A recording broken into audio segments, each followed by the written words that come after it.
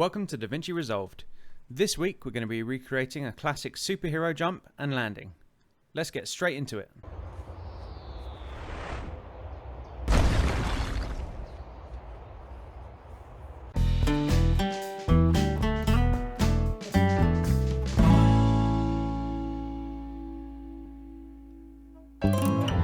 So let me just start by showing you how you're going to need to film your footage for this to work. The first shot you're going to need when you've got your camera set up, I did mine on a tripod, quite important for this technique actually, is to film your actor running, jumping and smashing into the ground as though they've just fallen out of the sky from doing a huge jump like that. And then you can end the clip however you like, so in my case I just pretend to brush it off and walk off screen. Then what you're going to need to do, without moving the tripod after your actor's walked off screen, is to pan up. So with the tripod, just pan up, just like that, and then leave the tripod for a few seconds. Because what we're then going to do is take that footage into Resolve and reverse it, so it actually looks like you're panning down. And the reason that's important is because when you pan up from this frame, you want it to match exactly the position of your actor when they enter the shot. Otherwise the clips won't match up.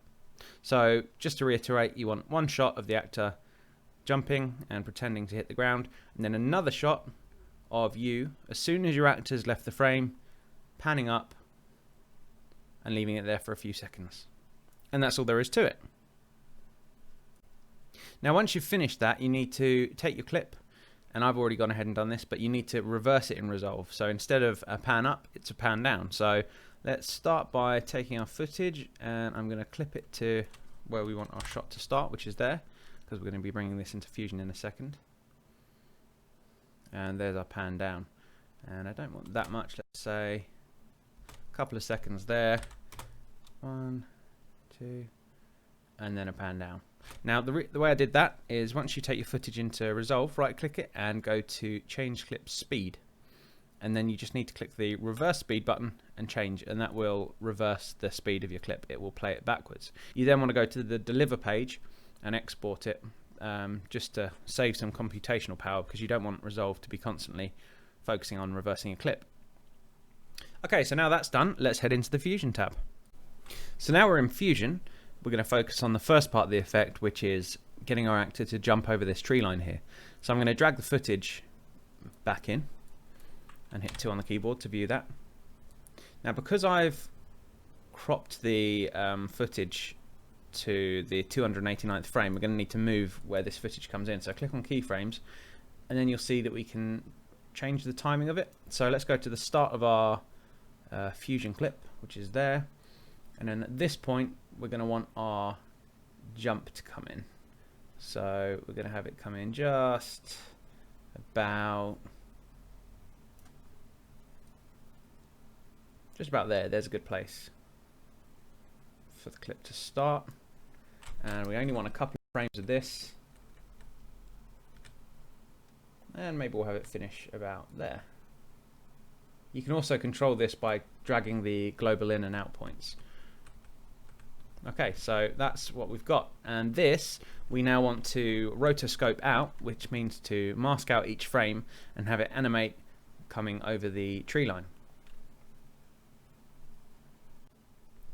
Now, rotoscoping is a pretty long and boring process, so we're going to use what we have here to help us make it a quicker one. Now in this case, I've shot on a very bright day against a green background, so we're going to be able to use the Delta keyer to key out some of this for us automatically. So once the Delta key is loaded up, just click on the eyedropper tool up here, click and hold and drag it over your footage, and as you can see, that will start sampling different places where the it's going to start sampling different colors from your footage. Now if I sample from over somewhere like let's find here, that's not going to do a great job because it's keying out most of our actor. So just hover over until you find somewhere that does a pretty good job of removing the background for you without touching too much of the actor. Hit A on the keyboard and you can examine your alpha channel. Okay, now that's obviously very messy at the moment, so we can clean this up. This key doesn't have to be perfect because this is going to be blurred and very small in the background, so the key doesn't have to be great at all. We just want to get our actor cut out as quickly as possible. Let's continue dialing this in. Clicking on the matte tab, we can change the threshold, which will start to remove some of the undesired colors. Constantly hitting A on the keyboard just to check our alpha, making sure we're not removing too much of the actor.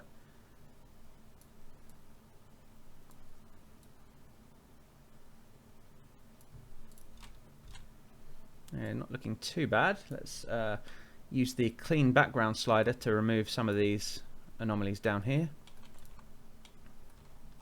And clean foreground will just block in some more of the actor there. Just play around until you get something that works well for your shot.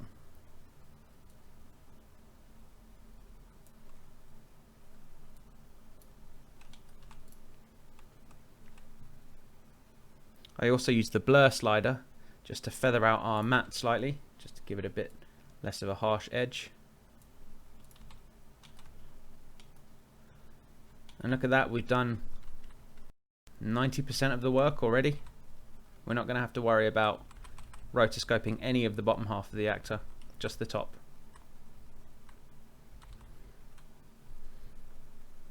I'm going to dial back this clean foreground, just so it's not taking as much of the actor's leg away. You can also use erode and dilate to thicken or thin out your matte edge. Restore fringe will pull some detail back in at the edges, but we don't want to play around with that.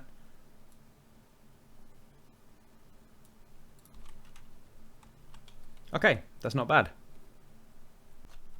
So now we need to add a garbage matte just to get rid of the majority of what's left here. So I'm going to do that by clicking the rectangle node. I'm not going to connect it up just yet. And I'm going to size that around our actor. And I'm going to straight away click invert. That's going to invert our selection. Now let's add a keyframe to center, width and height. And that way we can just animate where our mask is. So let's just move along to match the size of our actor without getting rid of any of the actor themselves. Let's move that here.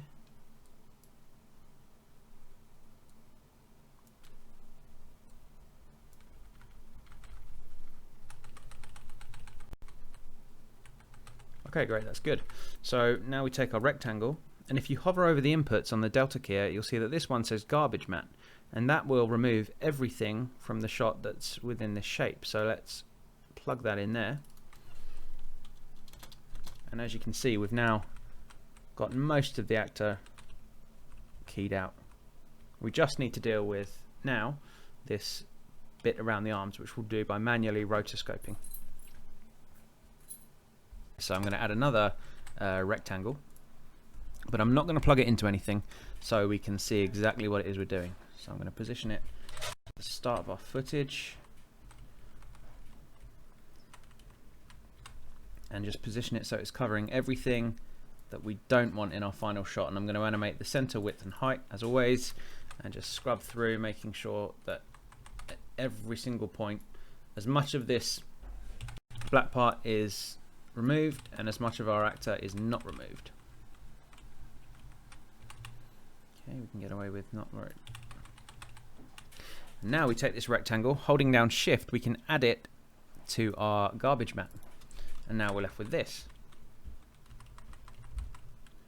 So now all that remains is for us to rotoscope the top half of the actor and add it in on top of that mask. Now I'm going to disable this new mask we've created by using Control P just for the moment, because we want to be able to see what we're working with. And I'm going to rotoscope the entire actor's body in the top half where it crosses over with the black background that we weren't able to remove. Now I'm not going to show you this whole process because as usual the video would just be too long, and rotoscoping is a really boring process. It's just one of those facts of VFX. It's something you're going to have to do a lot.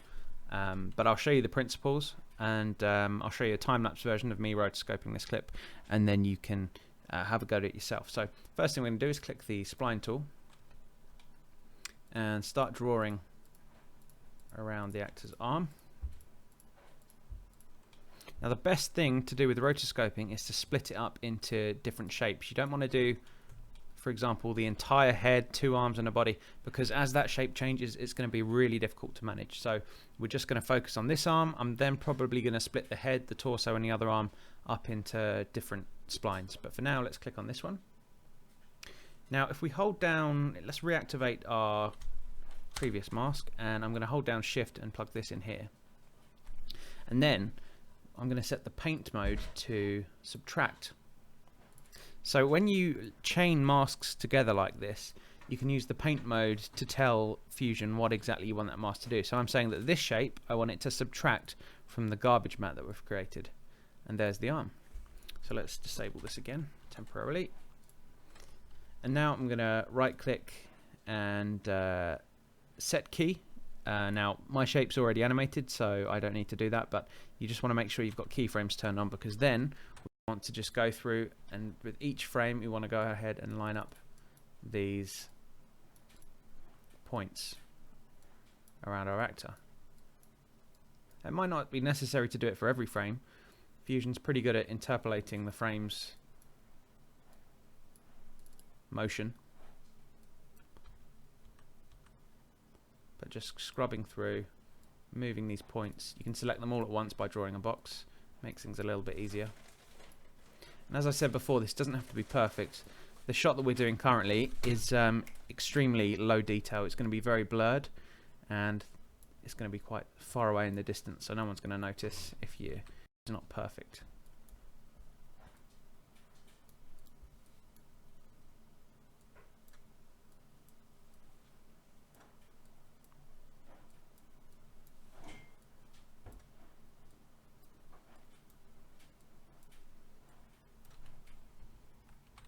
Okay, so let's go ahead and re-enable that top mask. And there we go, we've got our arm back. So hopefully you understand the principle now. It's just a case of going in and individually masking out these parts of the actor that we want in and animating them to fit until eventually you're left with the entire actor's body back in, but with all of the background removed. So I'm going to time-lapse the next bit so you don't have to sit here watching me rotoscope, and I'll see you in a minute.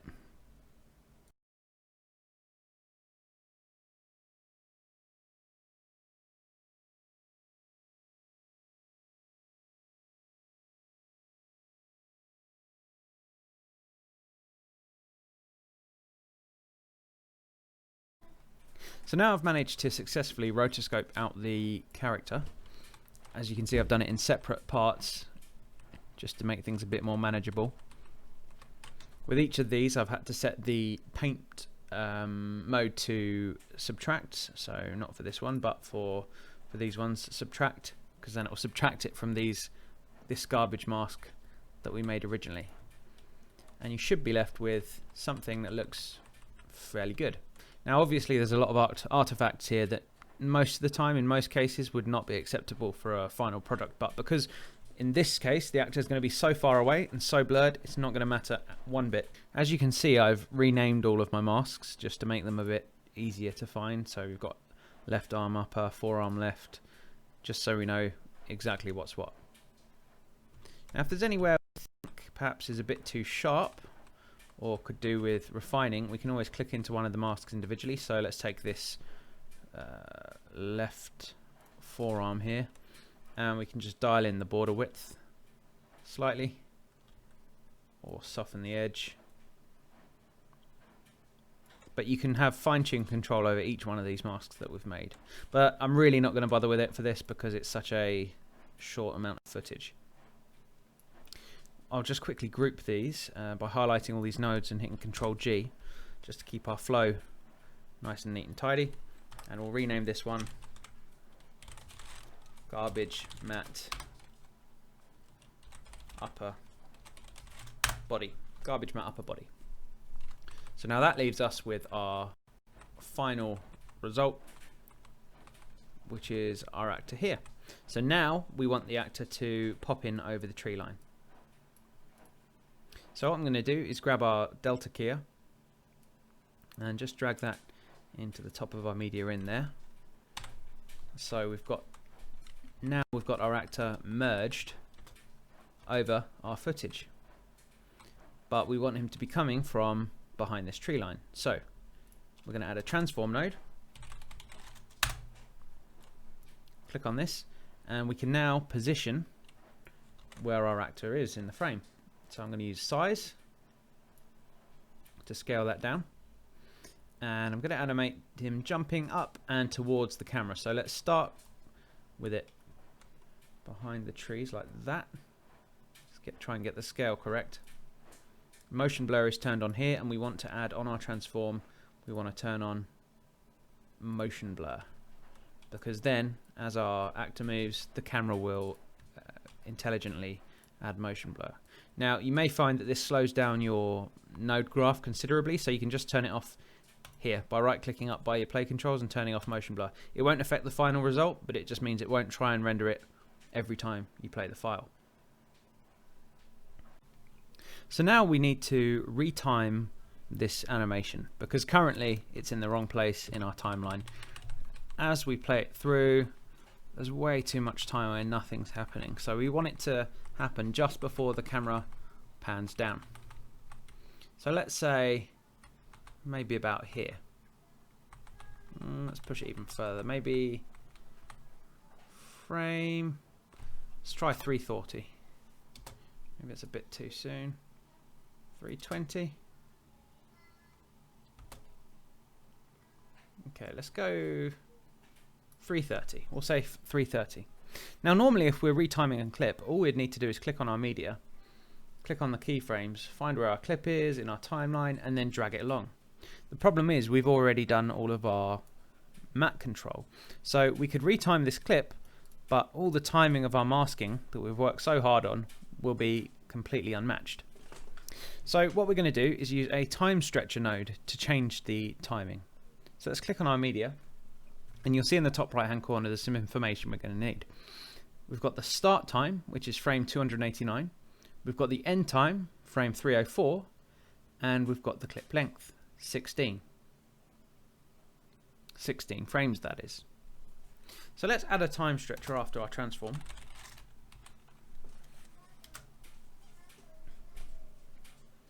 And then while we're on frame 330, we want this to be playing frame 289. So let's click our TimeStretcher and set the source time to 289. And you'll see that our characters pop back in because now the frame has just started. Now, if we're not to change this at all, it will just hold frame 289 for the entirety of the clip. But we want to go 16 frames forward.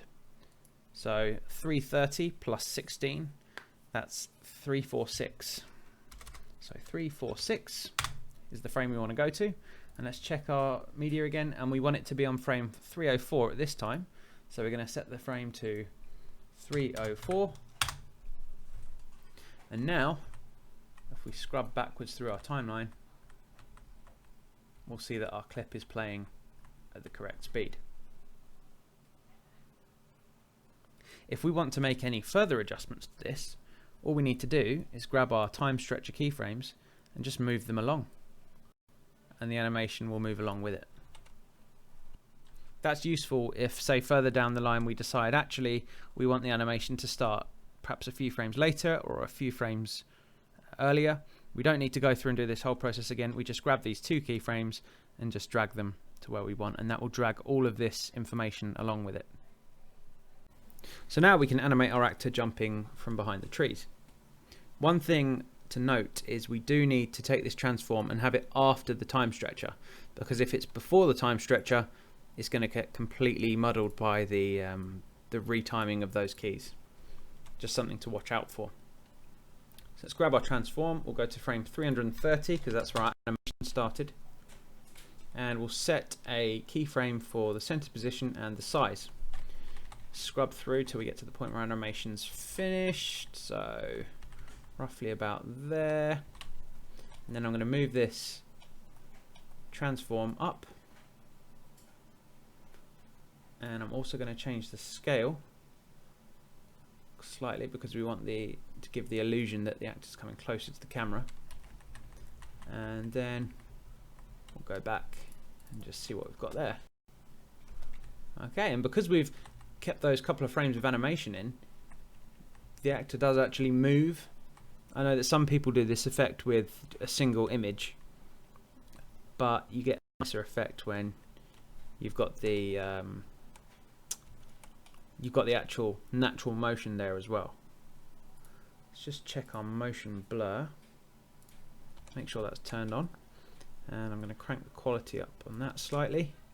And now, as you can see, it's added some nice motion blur.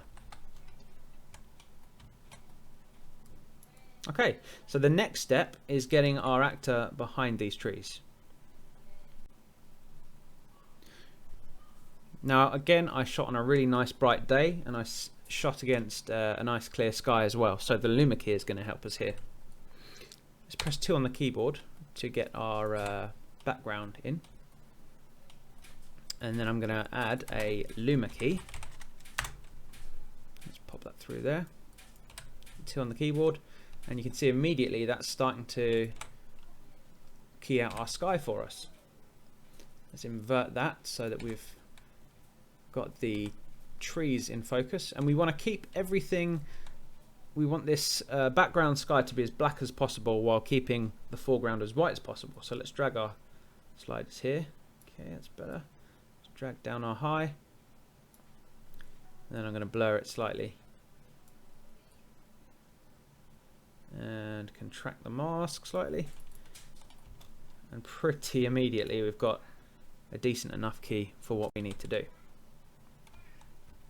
Now if I come out of alpha, it's kept some of the blue there, so I'm going to turn that blur down ever so slightly, just holding the control key for that fine-tune movement. But as you can see, that has now keyed out our sky for us. So now all that's left for us to do is to merge our keyed out footage on top of our actor's footage, and that will keep the next merge in the train, which will merge that on top of the original background, so we get to keep our sky in. And now if we play this through, there we go, we've got our actor jumping out from behind the trees, up and as if toward the camera. So now we have our footage to the point where we've got our actor jumping up. We need to make our actor land. So go to a good point where you think the actor should be hitting the ground. Let's say about frame 385, that's probably a good one. And then we want to drag our footage in. Let's hit 2 on the keyboard, and we'll bring our keyframes up because we're going to need to reposition the timing of this clip.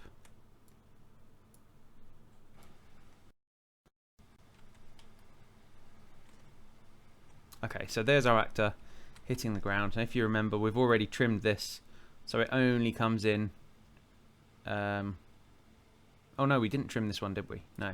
So what we're going to do is we're going to trim this one at the point where the actor hits the ground, so maybe about there, and then we're going to trim it using this global in point here. Okay, so now the clip comes in when our actor hits the ground, and then the rest of the clip we can play as normal because that's just going to be the actor walking off.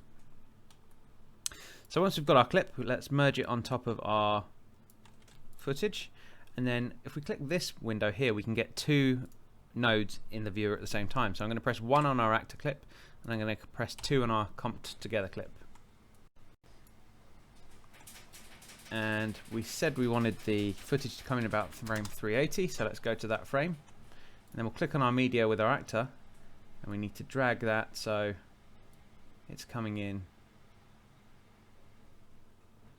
just at that frame.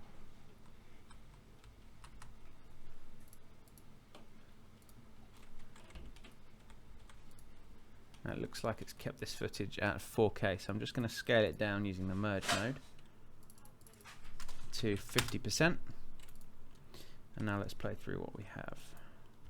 So the camera pans down and in pops our actor. So what we need to do now is disguise the transition between the blank clean plate and the actor hitting the ground. So to do this, we're going to use the footage we had from earlier. If we press 2 on the keyboard for our delta keyer and position the timeline so it's over happens, we'll see that we've got these frames that we've already keyed out. So we're going to reuse this. First thing we're going to want to do is copy this TimeStretcher node, because we're going to need to move the position of everything again. So let's plug that into the TimeStretcher. And then we're going to merge this TimeStretcher over our footage. And if we play this back, we'll see that our footage of our actor jumping is now over our clean plate. So let's fast forward to the time we said, which was 3:8 I believe, where we want our actor to pop in. There it is. Okay, 381, 380, yeah, 381. So it's frame 381 where that footage starts. So it's at frame 381 we want the animation to end. So let's grab this, these 2 keyframes here from the TimeStretcher and move them along. And now if we see what we have here, we should see that our actor animates properly until we hit the ground. Perfect. Now we need to animate our actor moving actually on and off the screen. So we knew that the animation ends at frame 380 itself. So let's, after that TimeStretcher, let's add a transform node. Transform. And set a keyframe for the center point. We now want to go back to where our animation starts. Let's say roughly about there, and move our transform node till our actor is completely off the screen. And we also want to turn on motion blur for this as well. So let's go to our transform, motion blur, and I crank the quality up as well. Again, if you find that your project is starting to slow down, just right click here and turn off motion blur, and it will turn off the motion blur in the viewport but not in the final render. Let's see what we have now.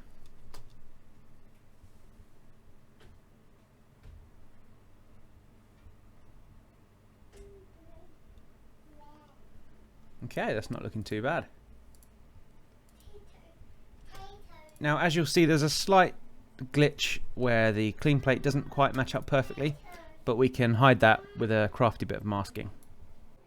So I actually fixed that transition problem just by clicking on the transform node and just altering the speed of the transformation where our actor falls off screen. So what was happening was the actor was falling, but the camera was still moving in that pan. So I've just retimed it slightly, and now you can't see it.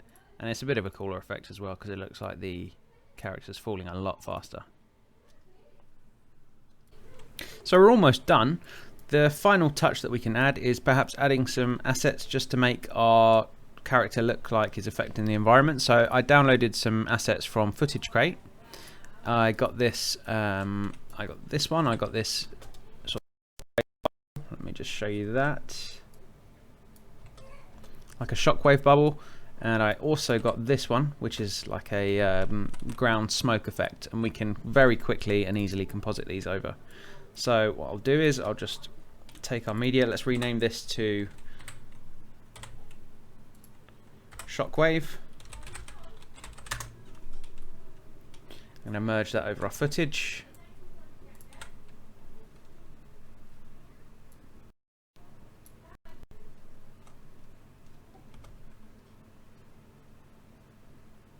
And we want it to come in when our actor hits the ground, so let's go forward to a point where our actors hit the ground. I think we said 380, so we can quickly zip back there.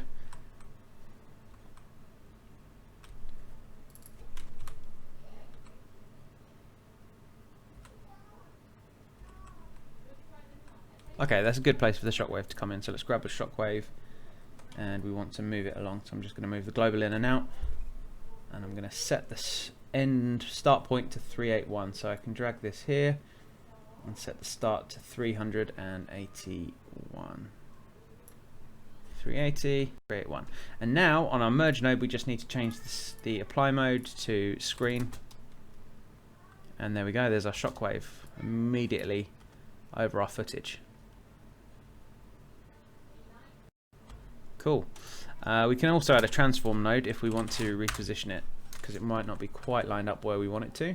So let's just see, where are we? Shockwave there, let's just move it over ever so slightly to line up. Okay, that's that one. Then we want to add this footage, which is a dust cloud, so let's just call that dust.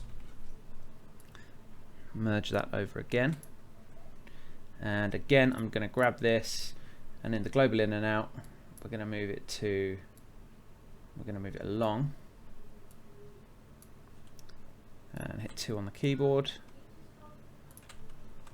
I'm going to need to transform this one because this is slightly smaller than our shockwave, so let's use the size there to scale it up and just move it into place. Again, we can set the apply mode on the merge node to screen. So one final thing I'm going to do is just quickly mask out this dust so the character appears behind it. So I'm going to use a spline on this merge node just to draw a rough mask around our character like that, and plug that into the mask of our merge node and just set that to invert, and let's soften out the edge some. Okay, and on our merge node, let's turn the gain down because at the moment that's dust cloud. We just want it to be subtle, just enough to show the effect. I'd say that's pretty much ready to render. So, making sure that it's plugged into the media out node, let's click on the deliver tab. And I'm going to render it to the desktop. I'm going to call it Hero Full. Change the format to MP4 H.264 codec. Let's clear our render queue. Add it to the render queue and click Start Render. Once it's rendered, we're going to re-import it back into Resolve to add a final bit of camera shake and add some sound effects. So once we've exported our media, we can go back to the Resolve tab and create a new timeline by right-clicking in the master bin and go and create a new timeline. Let's call this Final Export and click Create. Okay, now we can grab our imported rendered media. So I called my one Hero Full, back into Resolve. Can drag that in, and now we can see it plays in real time. Now to give this one final bit of an authentic look to it, we can add some camera shake when we hit the ground. So let's go to the point where we just about hit the ground, and if we go to the effects library and start typing shake, we can add camera shake on to our clip by just dragging that on there. And if we press play, we'll see it's shaking around, but we don't want that to shake for the whole shot. We only want it to shake for a few seconds after the impact. So let's get it about here, and we'll click on Open FX, and we'll keyframe the motion scale here, and we'll go back one frame and we'll keyframe it here, and we'll set it to 0 on motion and speed. And then here we'll wait till the point where we want it to end, which will be here, and we'll set it to 0 as well. If we play that through, that's good. We've got a good bit of camera shake. Now what I'm going to do is just at the original motion scale and motion and speed scale there, I'm going to turn both those up just to give it a bit more of a punch when it hits the ground. So I'll just finish up by showing you some of the finishing touches I added to the shot. I added some what's known as room tone to the shot, which I took from the camera itself. It just gives it a bit of background ambient noise, so it's not just completely silent. And then I took a couple of free assets I found online. One was a whooshing sound, and the second was a ground smashing sound effect that I found. And it really just helps to sell the whole effect. So thanks so much to everyone for watching, and those of you that have subscribed so far. If you want to see more, please leave a like and hit the subscribe button, and I'm open to requests right now for any effects you would love to see done in Resolve. Thanks, and see you next time.